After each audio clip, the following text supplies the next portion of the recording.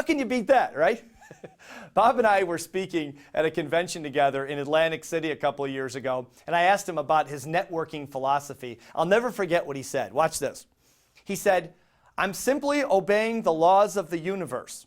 He said, "You see, Steve, you can't outgive the universe. The more you help other people, the more it comes back to you. It's the law. It has no choice." That's the way he talks. Bill Gove and I were speaking in Kansas City years ago in a packed stadium of thousands of people. We opened up the convention on a Friday night, and Bob Proctor spoke Saturday morning. Bill and I were selling a new video album at the time, but the stadium people closed the exhibit hall before the end of our speech, so we didn't sell anything. So Bob Proctor gets up on stage the next morning, holds up our album, and tells the audience, "Not only do you need this product, but I want you to buy it and study it like a scientist." He says, "Our booth is right next door to Gove-Siebold's group's booth. And if you can only buy one album this whole weekend, I want you to buy theirs." As a matter of fact, he said, "If I see you on the streets of Kansas City and you don't have one of these albums underneath your arm, just walk the other way because you're not even trying." We sold a lot of video albums after Bob's speech. When Bill and I thanked him and offered to pay him, Bob turned us down flat. He said, "I believe in what you're doing, and that's why I did it. Besides," he said, "the universe pays me, Steve." I'm headed towards a break, but stick around because when we come back, I'll share with you the strategies world-class performers employ to stay in constant contact with their top 100, as well as how to bag the elephants of your Dream 100. We'll be right back.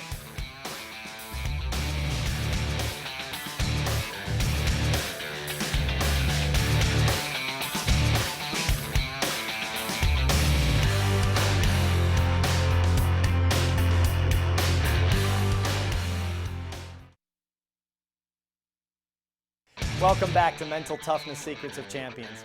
Before the break, we talked about how world-class performers like Bob Proctor build giant networks by always offering help and following through.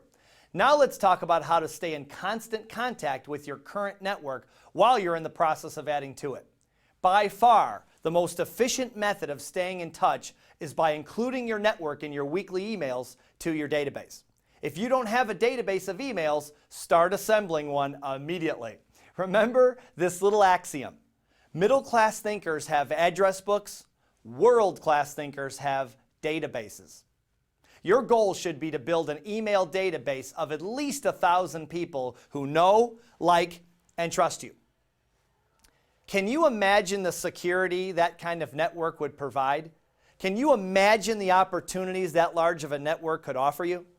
I started building our database about 9 years ago, and we're up to 35,000 people. And if I can do it, so can you. I'll show you how in a few minutes.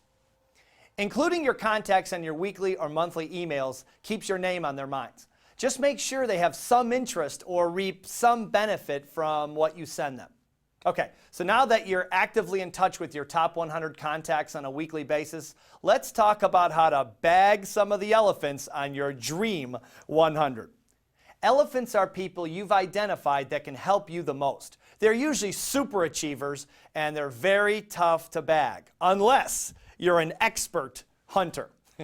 There are 3 primary elephant bagging strategies. The first one is to build a bridge to the elephant's front door. In other words, you ask people in your network if they know the person you're trying to reach. If they say yes, you can ask them if they can make the introduction. Now, before you ask for a favor of this magnitude, be sure you have a close enough relationship with the person you're asking, or you've done enough favors for this person to warrant such a huge request. Smart business people are protective of their network, as they should be. The bigger the contact, the more protection they receive.